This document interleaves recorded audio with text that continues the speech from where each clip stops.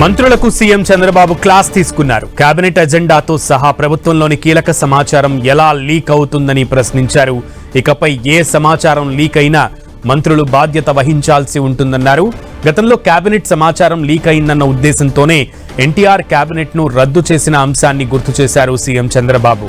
మరోసారి ఇలాంటి ఘటనలు జరిగితే కఠిన చర్యలు తప్పవని హెచ్చరించారు ముఖ్యమంత్రి చంద్రబాబు.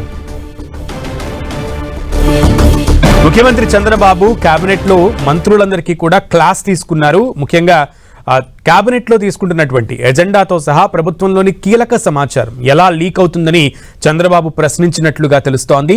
ఇకపై ఏ సమాచారం లీక్ అయినా మంత్రులు బాధ్యత వహించాల్సి ఉంటుందన్నారు. గతంలో కేబినెట్ సమాచారం లీక్ అయిందన్న ఉద్దేశంతోనే ఎన్టీఆర్ కేబినెట్ ను రద్దు చేసిన అంశాన్ని గుర్తు చేశారు సీఎం చంద్రబాబు. మరోసారి ఇలాంటి ఘటనలు జరిగితే కఠిన చర్యలు తప్పవని హెచ్చరించారు.